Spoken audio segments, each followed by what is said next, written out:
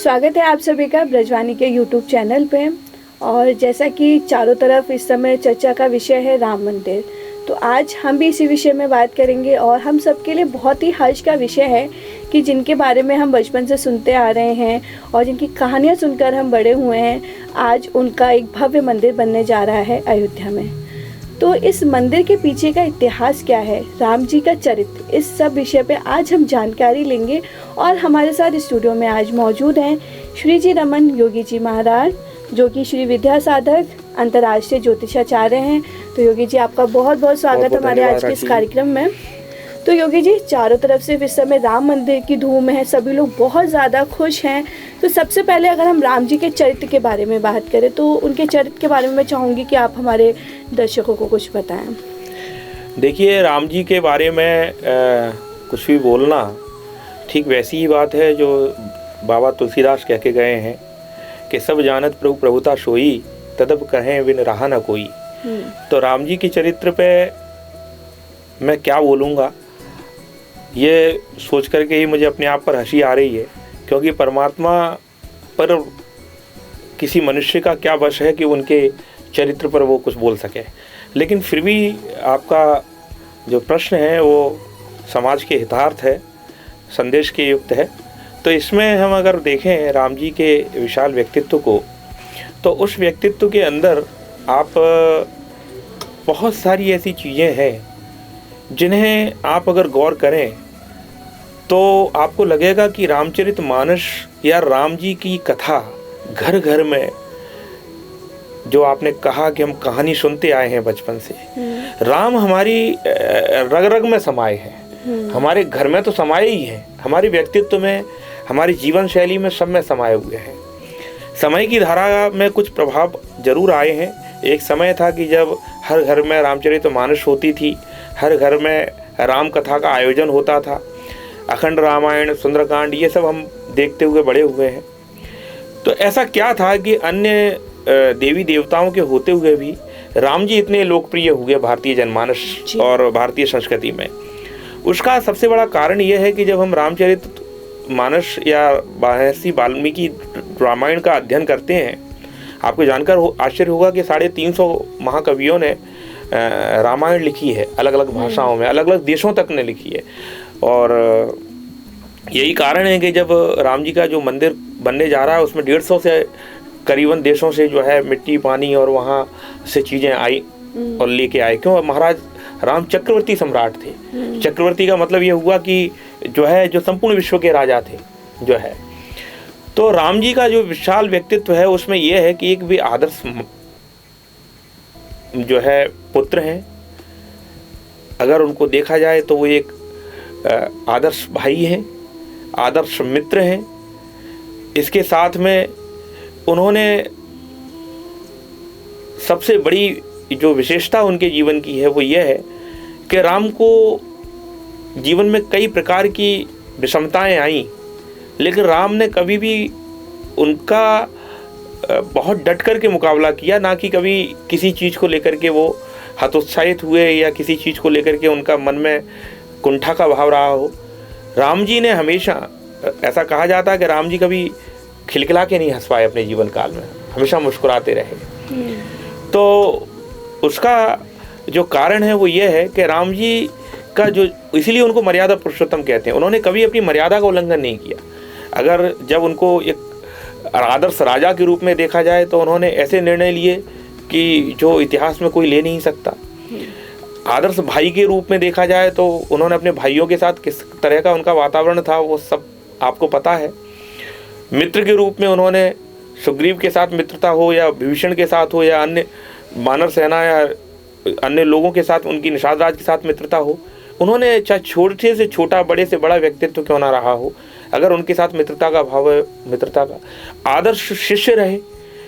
जितने भी उनको गुरु मिले, उन्होंने अपने जीवन काल में हर गुरु से कुछ ना कुछ सीखा।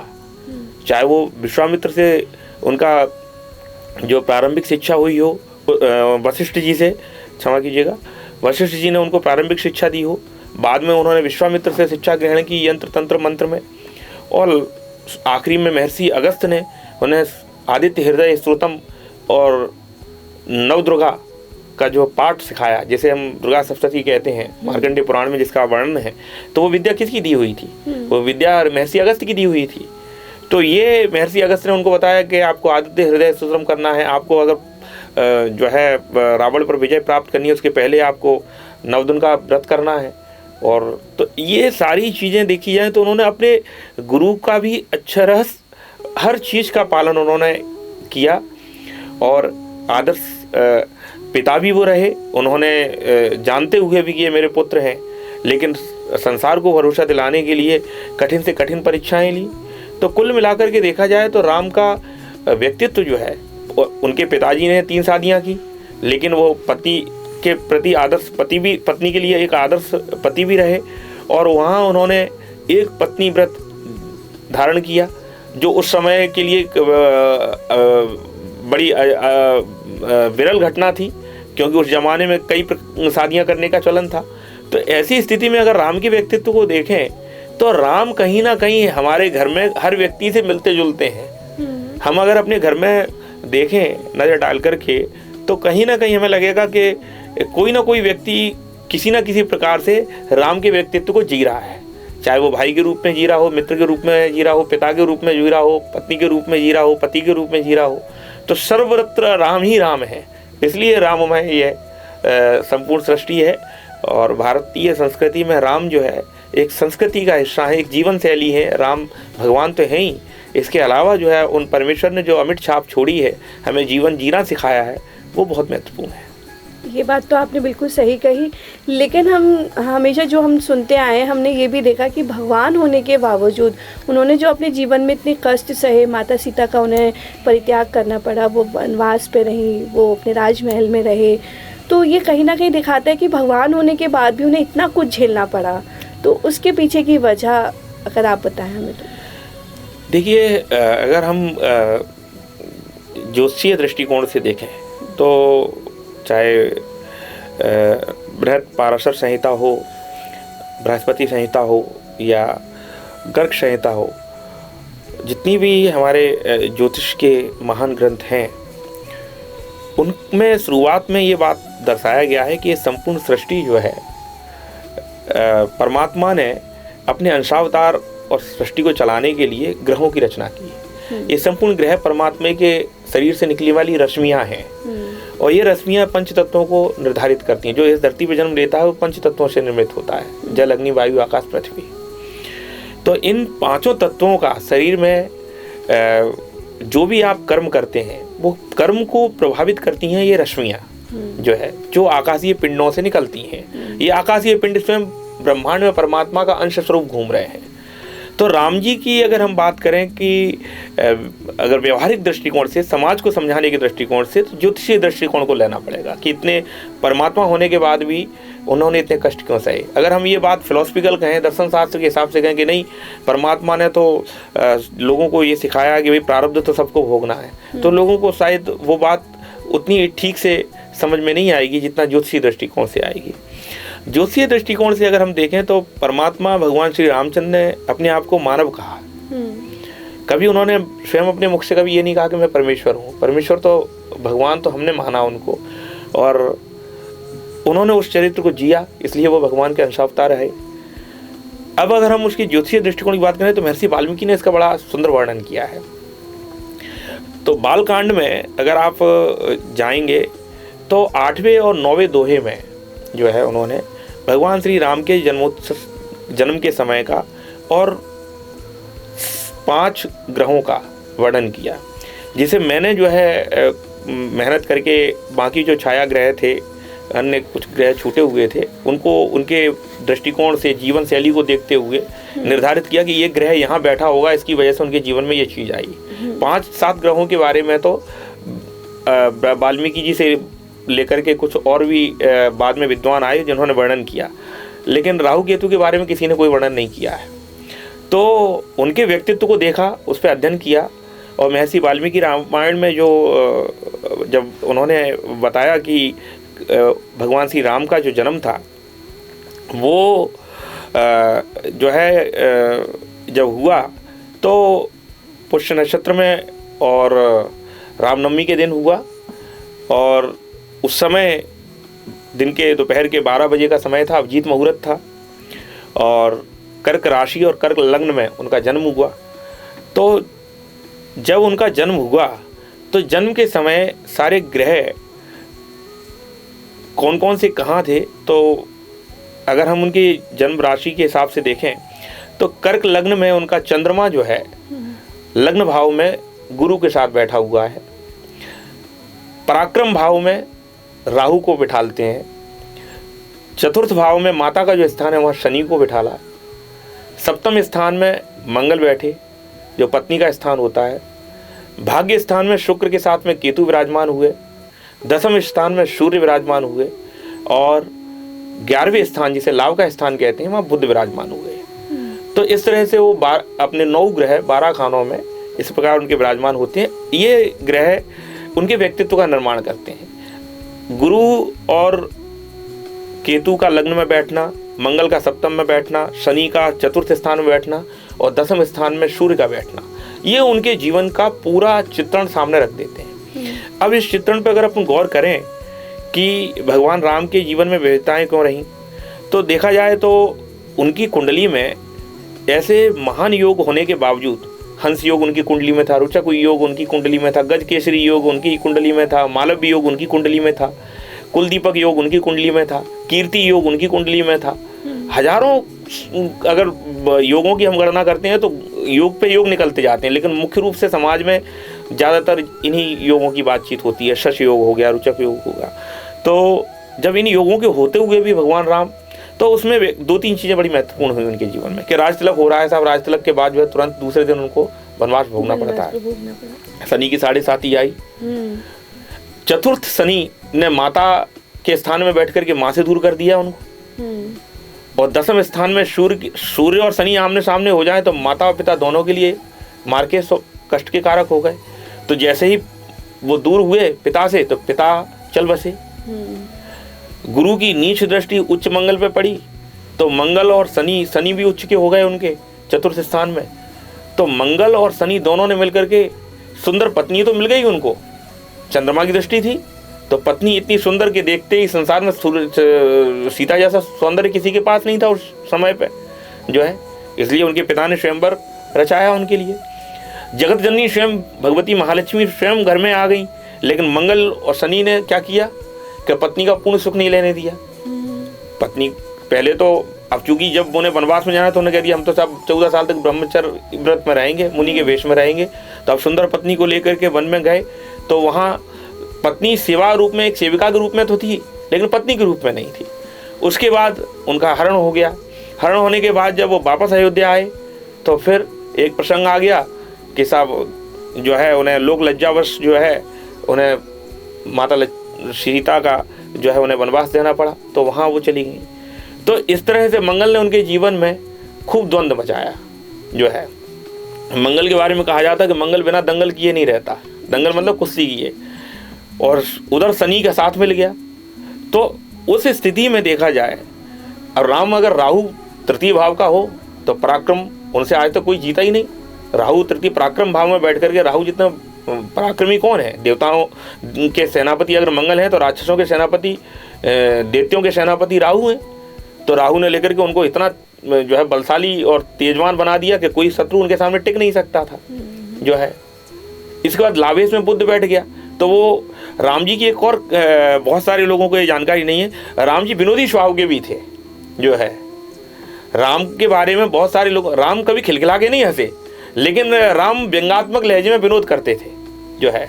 उन्होंने कई ऐसे प्रसंग आए हैं, आप दक्षिण भारत की कुछ रामायणों में आप देखेंगे बहुत सारे लोगों को ये जानकारी, राम को लोग धीर गंभीर रूप में देखते हैं, जबकि राम की हनुमान जी के साथ में विनोद है, सुग्रीव के साथ में विनोद है, विभीषण के साथ में विनोद है जो है। कई स्थानों पर उन्होंने इवन रामचरित मानस में तुलसी बाबा के समय पे तो जब शूर्पणखा आई थी उस समय वहाँ विरोध परिलक्षित होता है, लेकिन उसको समाज में उस तरह से उद्घाटित नहीं किया है। लेकिन राम जो है व्यंग्यात्मक और विनोदात्मक भाव के थे, क्योंकि बुद्ध की जो दृष्टि थी, चंद्रमा बुद्ध मिलकर के व्यक्ति को व्यंग्यात्मक बनाता है जो है। अब शुक्र और केतु भाग्य स्थान में आ गए, तो भाग्य में इतने बलशाली थे कि उन्हें गुरु और चंद्र जब साथ बैठ गए तो उन्हें वेद वेदांत में इतना प्रभावशाली बना दिया कि उन्हें अल्प आयु में ही सारे वेदों का, शास्त्रों का ज्ञान हो गया। शुक्र और केतु साथ में आ गए तो वो जो है इतने प्रभावशाली व्यक्तित्व के व्यक्ति हो गए कि उन्हें जो है हर चीज़ का यंत्र का, मंत्र का, तंत्र का, सब चीज़ों का ज्ञान को, क्योंकि केतु जो है अमृत पिलाता है। केतु तंत्र शास्त्र का ज्ञाता बनाता है व्यक्ति को, मंत्र शास्त्र का ज्ञाता बनाता है, यंत्र शास्त्र का ज्ञाता बनाता है। तो ये सारी चीज़ें जो है, और सूर्य जो है 10वें स्थान में रहे तो वो चक्रवर्ती सम्राट भी बने। हालांकि पिता उनके चल बसे, लेकिन वो सदियों तक चक्रवर्ती सम्राट के अश्वमेध यज्ञ उन्होंने अपने जीवन काल में किया। तो देखा जाए तो ग्रहों के दृष्टिकोण से अगर उनके व्यक्तित्व को देखें तो उनको जो है परेशानियां तो हुई, ग्रहों के हिसाब से उन्हें प्रारब्ध से पीछे नहीं हटे। उन्होंने ये नहीं कहा कि मैं भगवान हूँ तो मेरा क्या कोई ग्रह कर लेगा। और यही कारण है कि जब उनको अगर शत्रु की बात आई तो शत्रु की दृष्टिकोण से उनको शत्रु भी बलाबल में अपने बराबर मिला तीनों लोगों में। ऐसा नहीं कि किसी छोटे मोटे व्यक्ति से वो लड़े, जो है दशानन से लड़े। तो ये सारा व्यक्तित्व जो बनता है वो उनकी जन्म पत्रिका से बनता है, अगर आज के दृष्टिकोण से हम उस पत्रिका को देखें तो। मतलब जन्म पत्रिका जो है बहुत महत्व है। मैंने इस पर बहुत रिसर्च किया और मुझे इसका बड़ा सौभाग्य मिला कि ओरछा में राम राजा के दरबार में, राम राजा ओरछा के बारे में यह है कि रात्रि में भगवान अगर अयोध्या में विश्राम करते हैं, शयन करते हैं, तो दिन में ओरछा में रहते हैं। और काफ़ी समय से ये चीज़ें किवदंती चली आ रही हैं। आज भी वहाँ अंग्रेज़ों के समय से गारद लगती है, और गारद का मतलब पुलिस डिपार्टमेंट के लोग उनको सलामी देते हैं। और अभी मध्य प्रदेश सरकार के जो पुलिसकर्मी हैं वो बाकायदा उनको सलूट और जो है बंदूकों से सलामी देते हैं। तो वो ओरछा में राजा के रूप में माने जाते हैं। तो राम जी का जो व्यक्तित्व है वो बड़ा विशालता का जो परिचय मुझे जो है ओरछा में देने को अवसर मिला, और उनकी कुंडली पर विश्व में इतनी प्रखरता के साथ बात करने का अवसर भी मुझे जो है बहुत कई स्तरों पर कहने को मिला, जिससे बहुत प्रशंसा और मिली। चित्रकूट में जो है भी जाकर के मैंने इस विषय पर बात की कि भगवान राम यहीं क्यों ठहरे। तो ये भी ग्रहों की एक दशा थी कि जो है, और फिर चित्रकूट में अच्छे वाले बस गए थे तो फिर पंचवटी क्यों जाना पड़ा। तो शनि स्थान परिवर्तन कराते हैं, शनि आते हैं तब भी स्थान परिवर्तन कराते हैं, और जब जाते हैं तब भी स्थान परिवर्तन कराते हैं। तो वो शनि की महादशा और 7.5 का जो समय था वो उस पर वर्णन हुआ। तो ज्योतिष की दृष्टिकोण से अगर हम देखते हैं तो राम जी का व्यक्तित्व जो है निकल के सामने आ जाता है कि ऐसा क्यों हुआ। उसका उत्तर ज्योतिष में है। जी बिल्कुल। तो अब बात आती है अयोध्या के इतिहास की। तो उसकी स्थापना से लेके अभी तक क्या उसका इतिहास रहा, उसके बारे में भी जानना चाहेंगे। ये बड़ा महत्वपूर्ण प्रश्न आपने किया है। ये आज की दृष्टिकोण से भी बहुत महत्वपूर्ण है और आने वाली पीढ़ी के लिए भी बहुत महत्वपूर्ण है। आज की पीढ़ी तो ये जानेगी कि हमारा राम मंदिर बन के तैयार हो गया और उसका उद्घाटन जो है आगामी कुछ दिनों में 22 जनवरी के दिन होने जा रहा है, प्राण प्रतिष्ठा होने जा रही है। लेकिन अगर हम पिछला इतिहास देखें तो राम जी के जल समाधि लेने के बाद से हम शुरू करते हैं इसको। तो राम जी के जल समाधि लेने के पश्चात अयोध्या कुछ समय के लिए उजड़ सी गई थी। उसके पश्चात उनके जो पुत्र हैं कुश, उन्होंने उसको फिर से सजाया संवारा, और उसको सजाने संवारने के पश्चात अयोध्या कंटिन्यू अपने वैभवशाली युग में 44 पीढ़ी तक रही, महाभारत काल तक। महाभारत काल में भगवान राम जी के जो है पीढ़ी के 44वें जो वंशज थे राजा बृहद्दल, तो बृहद्दल जो थे उन्होंने कौरवों की तरफ से लड़ाई लड़ी और अभिमन्यु के हाथों वो महाभारत में मारे गए थे। अच्छा। कौशल नरेश राजा बृहद्दल जो है जब महाभारत के युद्ध में मारे गए तो उसके पश्चात अयोध्या का इतिहास कुछ समय के लिए विलीन हो गया। और उसके पश्चात जो शुरुआत होती है वो होती है ईसा के 100 वर्ष पहले। 100 वर्ष पहले राजा उज्जैन के राजा जो चंद्रगुप्त विक्रमादित्य थे वो शिकार खेलने के बड़े शौकीन थे, और शिकार खेलते खेलते खेलते खेलते वो अवधपुरी तक आ गए। अवधपुरी में आने के पश्चात जब वो शिकार खेलते हुए थक गए तो एक आम के पेड़ के नीचे सो गए, और सोते सोते उन्होंने एक दिव्य स्वप्न और कुछ चमत्कारिक अनुभव ऐसे महसूस किए। उन्हें लगा कि ये जिस जगह मैं यहाँ विश्राम कर रहा हूँ ये कुछ अद्भुत जगह है। तो उन्होंने जो है वहाँ जो कुछ साधु संतों से, योगियों से, उनके आश्रमों का पता लगा करके भेंट की, और उनसे पूछा कि भगवान ये क्या स्थान है, मुझे कुछ इस तरह के स्वप्न दिखाई दिए हैं। तो उन्होंने उनको बताया कि महाराज ये भगवान राम की जन्मभूमि है और ये स्थान ऐसे ऐसे उजड़ गया है, अब हम लोग यहाँ तपस्यारत हैं। तब उन्होंने इमीडिएट निर्णय लेते हुए भगवान राम का, आप विश्वास नहीं कर सकते, राजा विक्रमादित्य ने अभी भी उनके हाथ के बनी हुई कुछ मूर्तियाँ और जो स्थान है वो मौजूद हैं भारतवर्ष में। ग्वालियर में उन्होंने शनिदेव की स्थापना की है। शनिदेव का मंदिर जो है वो ग्वालियर में उन्हीं के हाथों का स्थापित है। तो मैं जो बताना चाह रहा हूँ कि महाराज विक्रमादित्य ने एक कसौटी पत्थर, जिससे सोने का अपन पता करते हैं, आपने सुना होगा कसौटी पे घिस लो, तो ये कहावत चली आ रही है। तो कसौटी का पत्थर जो है मंगा करके और 84 स्तंभों पे ऐसा भव्य मंदिर बनवाया राम जी का कि वो देखते ही बनता था, जिसका वर्णन कई बौद्ध भिक्षुओं के संस्मरणों में देखने को आता है। तो उस मंदिर को उन्होंने बनाया, कई धर्मशालाएं, कुएं खुदवाए, मतलब उस अयोध्या नगरी को पूरा सजा संवार दिया। इस बात को प्रमाणित करती है 5वीं शताब्दी में जो है, अगर हम देखें तो जो जैन तीर्थकर और बौद्ध भिक्षुओं ने, उन्होंने इसको साकेत के रूप में अपनी राजधानी बनाया, जो है साकेत कहा जाने लगा बौद्ध काल में और जैन काल में। इसको जैन तीर्थकर आदिनाथ के समय पे वहाँ कहा जाता है कि 5 तीर्थकरों का जो जैन धर्म में है, उनका जन्म ही वहाँ अयोध्या में हुआ है। ये बहुत कम लोगों को पता है कि जैन धर्म के लिए भी वो उतना ही महत्वपूर्ण है। साकेत उसकी नाम था अयोध्या का, जैन धर्म, जैन युग में जो है, बौद्ध युग में। तो जब वो वहाँ फाहियान आया 7वीं शताब्दी में, तो उसमें फाहियान ने और हेंसवांग ने, दोनों ने, जो बौद्ध भिक्षु थे, इन्होंने दोनों ने लिखा है कि उस समय कम से कम 33 मंदिर जो है बौद्ध भिक्षुओं के और जैन धर्म के थे वहाँ पर मौजूद, और बड़े भव्य मंदिर थे। और उसमें हिंदुओं का कसौटी से बना हुआ एक भव्य मंदिर था, जो पूरे दिन और रात जो है लोगों की दर्शनार्थियों से भरा रहता था। उसका बड़ा विस्तार से उन्होंने उसमें वर्णन किया है। तो 7वीं शताब्दी तक तो ये बात रही। तो वो चलता रहा जो है इसकी भव्यता जो मंदिर की, वो 14वीं शताब्दी तक भारत में कई अन्य विदेशी आक्रमणकारी आ गए, लेकिन उन्होंने अन्य मंदिर उजाड़े, लेकिन राम मंदिर को वो परेशान या उसको उजाड़ नहीं पाए। वो उनके प्रयास निष्फल रहे। प्रयास तो उन्होंने किए इस बीच में, लेकिन हमारे कुछ हिंदू योद्धाओं और खासकर जो छावनी शब्द प्रयोग होता है, आपके लिए बड़ा नया शब्द ये समझ में आएगा कि अपन लोग आगरा में हैं तो आगरा कैंट को आगरा छावनी कहते हैं। तो छावनी जो है अयोध्या में वर्ड आपको संत महात्माओं के आश्रमों में मिलेगा कि ये छोटी छावनी है, बड़ी छावनी है। तो ऐसा शब्द वहाँ क्यों आ गया, ये प्रश्न बनता है। तो छावनी शब्द इसलिए आ गया कि वहाँ नागा साधु हथियारों से लैस रहते थे कि कोई भी राम मंदिर पर अगर अटैक करेगा तो वो नागा और जो योद्धा होते थे, जो संत महात्माओं के शिष्य होते थे, वो राम मंदिर के लिए अपनी प्राणों की आहुति लगा देते थे। 14वीं शताब्दी तक हमने इस मंदिर को अक्षुण्ण बनाए रखा। दुर्भाग्य शुरू हुआ जब बाबर हिंदुस्तान में आया और 15वीं शताब्दी में जब मुगल भारत में प्रवेश कर गए, तो बाबर का एक सेनापति था, तो उसने जो है आकर के प्रयास किया कि ये जो हिंदुओं का सबसे बड़ा, क्योंकि राम हमारी आस्था ही नहीं थे, राम हमारा जीवन दर्शन थे।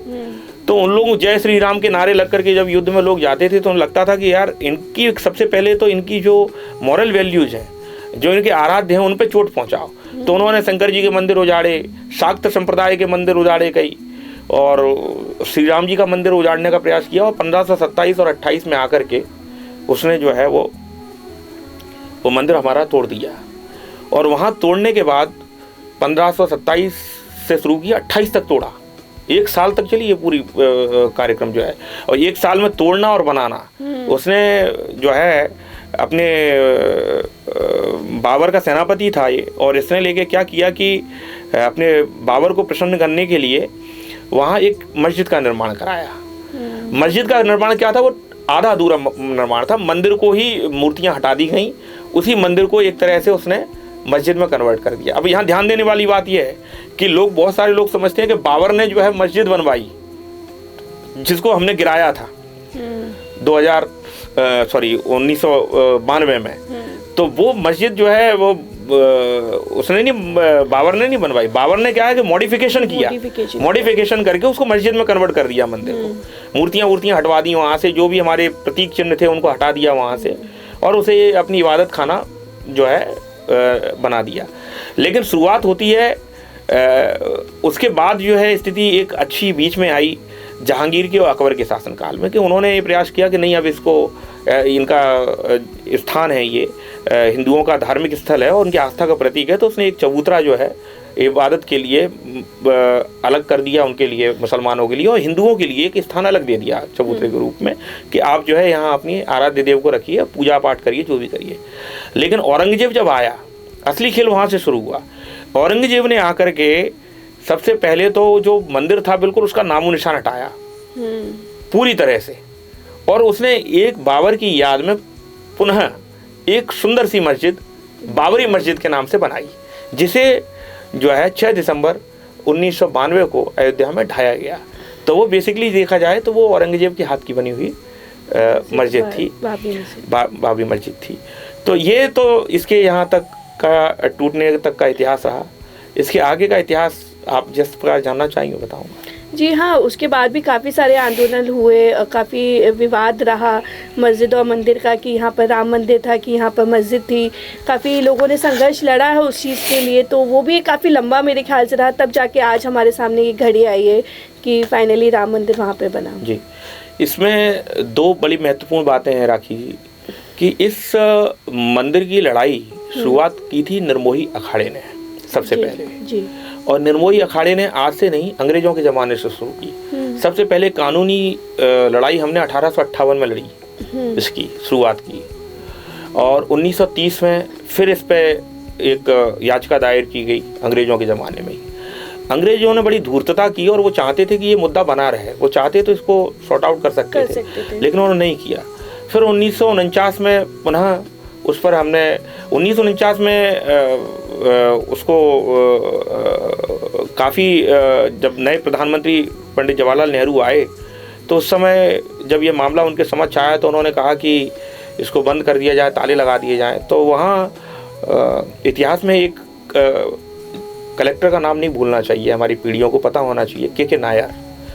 भारतीय इतिहास में उनका नाम स्वर्ण अक्षरों में लिखा जाएगा। इस मंदिर को यहाँ तक लाने में अगर पहला स्वतंत्र भारत में पहला कदम किसी व्यक्ति ने उठाया था तो के नैयर जो थे, वो अयोध्या के उस समय फैजाबाद के डीएम हुआ करते थे, और उन्होंने वहाँ पर जो है जो मूर्तियाँ थीं उन मूर्तियों को लेकर के बताया कि यहाँ पहले से मूर्तियाँ मौजूद हैं और इसको हिंदुओं को दे देना चाहिए। हालांकि बाद में जो है उसमें किसी भी प्रकार का कोई कम्युनल राइट ना हो, किसी तरह का कोई सांप्रदायिक हिंसा ना हो या कोई तनाव ना उत्पन्न हो, तो ताला लगा दिया गया। लेकिन 1986 में 1986 में जब राजीव गांधी की सरकार आई, तो राजीव गांधी सरकार ने कुछ प्रयास ऐसे किए कि वो ताला, एक जनहित याचिका पर एक याचिका दायर की गई, एक पांडे जी थे कोई, उन्होंने एक याचिका दायर की और उससे वो ताला हमारी पूजा पाठ और प्रार्थना के लिए खोल दिया गया रामलला के। और 86 के बाद जो है और भी कई स्थितियां बनी ऐसी कि जो है इस लड़ाई को और तेज किया गया, और इस लड़ाई को लाते लाते जब निर्मोही अखाड़े ने इसकी तरफ से अपनी याचिका दायर की तो ये इलाहाबाद उच्च न्यायालय तक पहुंचा। सन 2010 में इलाहाबाद उच्च न्यायालय ने, इसके पहले आप 92 का मैं उस जिक्र को इसलिए नहीं करना चाहता कि वो एक हमारे भारतीय इतिहास में एक उसको अच्छा समय नहीं कहा जाए, क्योंकि वो उसमें सिर्फ अकेले हिंदुओं के लिए ही वो बुरा नहीं था, सभी के लिए बुरा था। उसमें कई राम सेवक, कार सेवक हमारे मारे गए और अयोध्या में वो विध्वंस हुआ, ढांचा ढा, वो एक घटना रोकी जा सकती थी। उसको आपसी सौहार्द से अगर ये काम होता तो कुछ और ही आनंद होता जो है। ये स्थिति उस समय के प्रधानमंत्री और उस समय की सरकार और उस समय की राज्य सरकारों पर निर्भर थी कि वो इसको एक सौहार्दपूर्ण अंजाम तक ले जाते। तो इस वजह से मैं उस चीज़ पे जिक्र नहीं करूँगा। लेकिन उसके बाद की जो स्थिति है कि फिर जब वो न्यायालय में आ गया, जब बाहर बैठ कर के कोई समझौता नहीं हुआ दोनों पक्षों में, तो वो लड़ाई फिर अदालत में बहुत ऊपर तक पहुंची और वो इलाहाबाद उच्च न्यायालय तक पहुंच गई। सन 2010 में इलाहाबाद उच्च न्यायालय ने 3 पॉइंट बनाए ABC करके कि भाई इसमें मस्जिद बनेगी, ये स्थान हिंदुओं को दे दिया जाएगा, ये स्थान निर्मोही अखाड़े को दे दिया जाएगा। तो इस तरह से उन्होंने एक फैसला दिया जिसमें सभी पक्षों को संतुष्ट करने की कोशिश की गई। बाद में जब ये मामला दोनों पक्ष उच्चतम न्यायालय लेके आए तो उच्चतम न्यायालय ने भी एक बड़ा अच्छा अवसर दिया लोगों को। बहुत कम लोगों को ये बात की जानकारी होगी कि उच्चतम न्यायालय ने कहा कि भाई लोग उच्चतम न्यायालय पे आजकल कई लोग ऐसे हैं कि क्वेश्चन मार्क लगा देते हैं निर्णयों पे। वो तो उनको मैं ये बताना चाहता हूँ कि उच्चतम न्यायालय ने भी सबसे पहले ये कहा, जब 5 जजों की खंडपीठ में आया कि भैया इसको पहले आप आपसी सौहार्दपूर्ण वातावरण से निपटा लीजिए बाहर। और उन्होंने इसके लिए पर्याप्त समय दिया। सभी पक्ष मिल बैठ करके इसको निपटा लीजिए, ये हमारे पास लाने से अच्छा होगा कि आप इसका निर्णय स्वयं ही कर लें। लेकिन दोनों ही पक्ष अपनी अपनी बातों पर डटे रहे और अंततोगत्वा कोई किसी सौहार्दपूर्ण वातावरण को निर्मित नहीं कर पाया जिसमें समझौते की शक्ल में वो निकल के सामने आता। तो उसकी सुनवाई जब हुई तो 2019 का दिन माननीय उच्चतम न्यायालय के समक्ष जब फैसले की घड़ी आई तो उस समय के जो चीफ जस्टिस थे माननीय श्री रंजन गोगोई साहब और उनकी खंडपीठ ने निर्णय दिया कि ये समस्त सबूतों, समस्त साक्ष्यों, अभिलेखों और सब प्रकार से इसका परीक्षण करने के उपरांत ये हिंदुओं के पक्ष में ये फैसला जाता है। और इसके बाद भी उन्होंने एक रास्ता रखा कि 5 एकड़ की ज़मीन उन्होंने मस्जिद के लिए भी दी कि हमारा अयोध्या जो है एक सांप्रदायिक सद्भाव का भी केंद्र बने, अकेला राम की ही जन्मस्थली ना कहलाई पाए। तो वो भी एक बड़ा अच्छा फैसला आया। और आज जो स्थिति है कि फिर 5 अगस्त 2020 का जो दिन था वो भारतीय इतिहास में स्वर्ण अक्षरों में दर्ज होगा, जब 5 अगस्त 2020 को भारत के यशस्वी प्रधानमंत्री श्री नरेंद्र भाई मोदी ने जो है राम मंदिर निर्माण की आधारशिला रखी और पहली नींव जो है शिलान्यास किया। और आज हम और आप दोनों शायद मुझे लगता है कि इसको इस दृष्टिकोण से देखें कि त्रेता युग में जो लोग रहे होंगे उन्होंने राम को देखा होगा। और आज मैं समझता हूँ कि इस धरती पे चाहे वो मनुष्य हो, जंतु हो, जानवर हो, प्रकृति हो और ग्रह नक्षत्रों का कुछ योग हो, ऐसा संयोग बना है कि हम और आप राम जी के अयोध्या को पुनः बसते हुए देख रहे हैं। और इस प्रकार नहीं बस रहा है। आप देखिए कि अंतर्राष्ट्रीय हवाई अड्डा महर्षि वाल्मीकि के नाम पर बनाया गया है। आप देखिए कि अंतर्राष्ट्रीय स्तर का हिंदुस्तान का सबसे सुंदर और सबसे वैभवशाली जो है रेलवे स्टेशन अयोध्या का बनाया गया है। तो अयोध्या का जो निर्माण कार्य हो रहा है वो अंतर्राष्ट्रीय स्तर पर उस तरह से बनाया जा रहा है कि हमारी अयोध्या त्रेताकालीन जैसी रही होगी, उसी प्रकार हम भव्यता दें।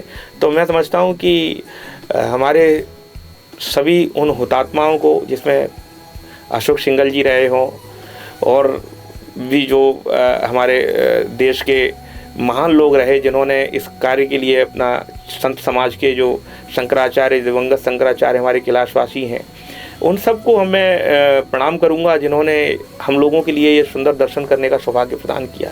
अनगिनत योद्धाओं ने युद्ध लड़ा, कितने लोगों को हम जानते भी नहीं हैं जिन्होंने इस राम मंदिर के लिए अपने प्राणों का उत्सर्ग कर दिया। तो ऐसे कई लोगों का जीवन बलिदान में जाने के पश्चात ये घड़ी आई है कि हम लोग अपने आप को ये समझेंगे, हम त्रेताकालीन जैसा महसूस करें कि हमारे सामने राम जी का एक इतिहास बनने जा रहा है, ना भूतो ना भविष्य है। तो ये बड़ा सुंदर अवसर है, इसको सबको आनंद के साथ में अपने घर पर अवश्य मनाना चाहिए। बिल्कुल, काफ़ी लंबा समय संघर्ष लड़ने के बाद ये घड़ी आई है, तो जाहिर सी बात है कि जैसे उस युग में दिवाली मनाई वैसे आज के युग में भी हम दिवाली उस दिन ज़रूर मनाएं। तो योगी जी, अब अंत में बात आती है कि अब जो अयोध्या में राम मंदिर की स्थापना, अयोध्या में राम मंदिर अब लगभग तैयारी हो चुका है और राम जी की मूर्ति का स्थापना होगी 22 जनवरी को। तो किन विशेषताओं के साथ में अयोध्या की स्थापना करेंगे, क्या विशेषताएं हैं इस मंदिर में? देखिए, इस मंदिर को जो बनाया जा रहा है उसमें भारत के ऐसा कोई कोना भारत और विश्व का नहीं है जिसकी कला का या विज्ञान का या उसकी योग्यता का पक्ष इसमें ना समाहित हो।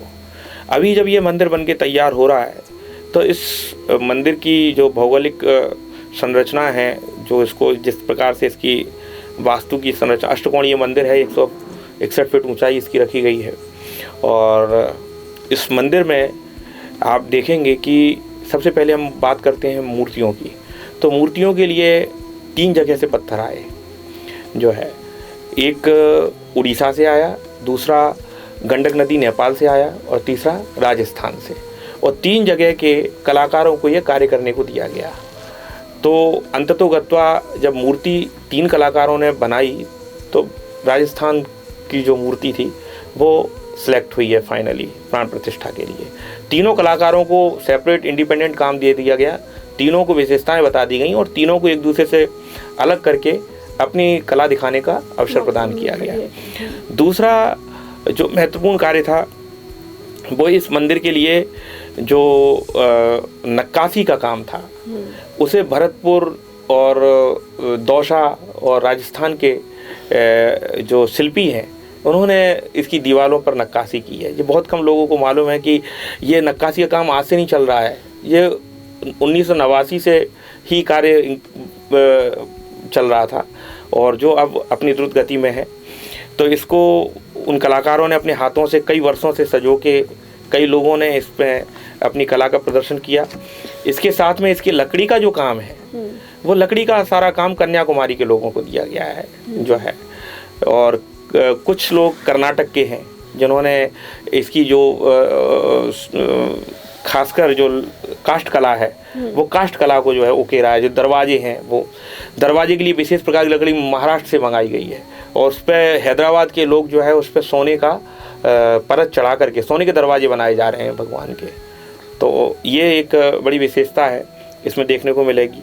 इसके अलावा जो और महत्वपूर्ण बातें हैं वो ये हैं कि हमने 150 देशों का जल, मिट्टी, सारे तीर्थों का, जो भारतवर्ष में जितने भी तीर्थ हैं उनकी सबकी मिट्टी और उनका जल मंगाया है। हमने कुछ विशेष गायों का घी मंगाया है जिससे भगवान का जो है प्राण प्रतिष्ठा के समय उपयोग किया जाएगा। इसमें मलयगिरी का चंदन मंगाया गया है जो है। तो ऐसे कई महत्वपूर्ण चीज़ें हैं। पुष्प एक विशेष जगह से मंगाए जा रहे हैं। तो कुल मिलाकर के भारत में ऐसे कालीन से लेकर के हर चीज़ जो महत्वपूर्ण हो सकती है वो कलकत्ता के पेंटर्स ने पेंटिंग्स की हैं। तो बहुत सारी चीज़ें ऐसी हैं जिनका हम लोगों को जहाँ से जानकारी मिलती जुलती जा रही है। तो इसकी भव्यता जो है वो देखने लायक होगी। अभी तो मंदिर का कार्य पूर्ण नहीं हुआ है, मंदिर का कार्य पूर्ण होने में अभी और समय लगेगा, लेकिन जब ये अपने विराट स्वरूप में आएगा तो मैं समझता हूँ कि विश्व में शायद सबसे सुंदर इमारतों में इसका नाम दर्ज हो। बिल्कुल, इतनी सारी विशेषताओं के साथ में जब मंदिर तैयार किया जा रहा है तो उसकी भव्यता कुछ अलग ही होगी। जरूर जी। तो बस अब अंत में चाहूँगी कि भारतवासियों के लिए कोई एक शुभ संदेश। मेरा यही संदेश है कि जैसा कि हमारे प्रधानमंत्री जी ने कहा है कि 22 जनवरी को बहुत अधिक जो है अयोध्या की बजाय अपने यहीं जो स्थान अपने लोकल मंदिर हैं राम जी के, क्योंकि राम तो सर्वत्र हैं, तो चूँकि व्यवस्था की दृष्टिकोण से उनका सुझाव ये था प्रधानमंत्री जी का हम सभी भारतवासियों के लिए कि आप सभी लोग जो है 22 जनवरी को अपने आसपास के जो राम मंदिर हैं वहाँ पर राम कथा का आयोजन कीजिए, वहाँ पर जो है उसको सजाइए, संवारिए और राम धुन गाइए और व्यवस्था बनाए रखने में, अयोध्या की व्यवस्था बनाए रखने में सहयोग कीजिए। आगे पीछे दर्शन अयोध्या में जाके किए जाएं, उसी दिन को ना चुना जाए जिस दिन प्राण प्रतिष्ठा होनी है। तो उस दिन हम सबसे अच्छा काम ये करें कि हम पूरे भारतवर्ष को राममय बना दें। तो उनका संदेश बहुत ही सुंदर है कि हम एक जगह इकट्ठे ना होकर के सिर्फ अयोध्या में ही ना पहुंच करके पूरे भारतवर्ष को अयोध्या बना दें। बिल्कुल। तो उसको अयोध्या अगर अपन बना देंगे तो शायद अपन सारे देशवासियों के साथ साथ अयोध्या वासियों को भी प्रसन्नता होगी और व्यवस्था बनाने वाले व्यवस्थापकों को भी सुविधा रहेगी। हम सब लोगों का सहयोग इसी प्रकार मिल जाए तो ये जो क्षण है वो हम सब के लिए गौरवान्वित करने वाला होगा। ये राष्ट्र का मंदिर है, हमारी आत्मा का मंदिर है, हमारी संस्कृति का मंदिर है। इसमें आप सब लोगों को मेरा यही सुझाव रहेगा कि खूब संयम से, प्रेम से इस आयोजन को सफल बनाएं। जय श्री राम। जी बिल्कुल। तो आप अयोध्या ना जाकर के अपने घर में दिए जलाएं, राम जी की आराधना कीजिए। जैसे उस युग में राम जी के आने पे जो दिवाली मनाई गई, वैसे आप अपने घर में रह के दिवाली मना सकते हैं। तो इन सब बातों का ध्यान रखिए और इसी के साथ अब मैं लेती हूँ आप सभी से विदा। आप सभी लोग स्वस्थ रहें, मस्त रहें। नमस्कार।